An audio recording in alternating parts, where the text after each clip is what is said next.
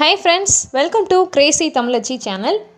நம்ம கிரேசி தமிழச்சி சேனலில் சமையல் செக்மெண்ட்டில் இன்றைக்கி மேகி ஆம்லேட் எப்படி செய்ய பார்க்க போகிறோம். வாங்க வீடியோக்குள்ளே போகலாம். தேவையான காய்கறிகள் கேரட் எடுத்துக்கோங்க, உருளைக்கிழங்கு எடுத்துக்கோங்க, பீன்ஸ் எடுத்துக்கோங்க.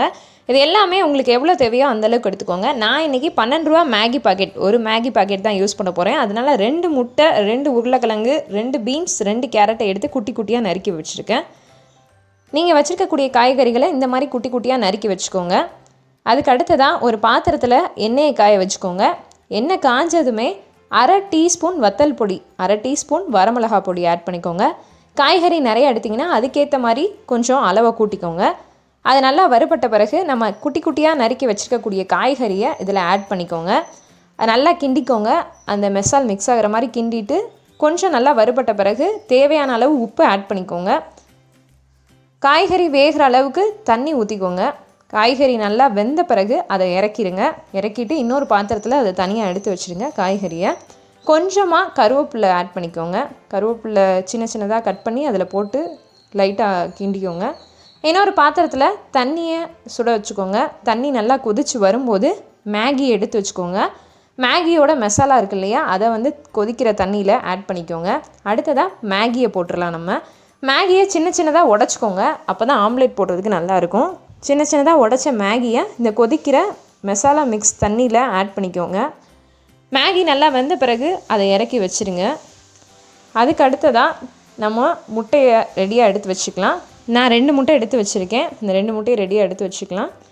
அதுக்கு முன்னாடி என்ன பண்ணுறீங்க அப்படின்னா, இந்த காய்கறி மசாலோட இந்த மேகியை எடுத்து நல்லா மிக்ஸ் பண்ணிக்கோங்க. அது எல்லாமே நல்லா மிக்ஸ் ஆகிற மாதிரி மிக்ஸ் பண்ணிவிட்டு முட்டையை எடுத்து இந்த மேகியில் உடச்சி ஊற்றிக்கோங்க. உடச்சி ஊற்றி லைட்டாக கிண்டிக்கோங்க.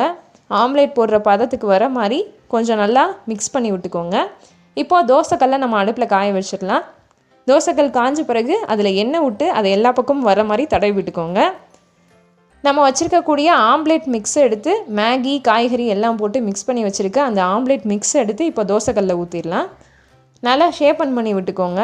கரண்டியை வச்சு நல்லா ஒரு ரவுண்ட் ஷேப்பு, இல்லை உங்களுக்கு எந்த ஷேப்பில் வேணுமோ அந்த ஷேப்பில் நீங்கள் ஷேப்பன் பண்ணி விட்டுக்கோங்க.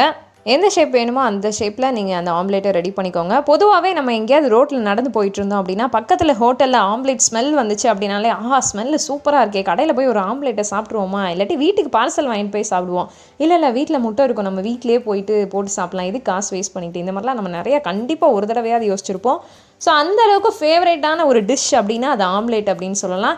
அது மட்டும் இல்லாமல் மேகி எல்லாருக்குமே ஃபேவரேட்டான ஒரு விஷயம். சின்னவங்கலேருந்து பெரியவங்க வர மேகியை விரும்பாதவங்க யாருமே இருக்க மாட்டாங்க. இது ரெண்டும் சேர்ந்து ஒரு காம்பினேஷன், அதுவும் மேகி ஆம்லேட் எப்படி இருக்கும், செம்மையாக இருக்கும். கண்டிப்பாக உங்களுக்கு இந்த டிஷ் பிடிக்கும். இதை நீங்கள் கண்டிப்பாக செஞ்சு பாருங்கள். இந்த டிஷ்ஷை கண்டிப்பாக செஞ்சு பார்த்துட்டு எனக்கு கமெண்ட் செக்ஷனில் கமெண்ட் பண்ணுங்கள் எப்படி இருந்துச்சு என்ன அப்படின்னு சொல்லிட்டு. உங்களுக்கு தேவை அப்படின்னா இன்னும் ஸ்பைஸியாக வேணும் அப்படின்னா கொஞ்சம் பெப்பர் கூட இதில் ஆட் பண்ணிக்கலாம், உங்களோட இஷ்டம் தான்.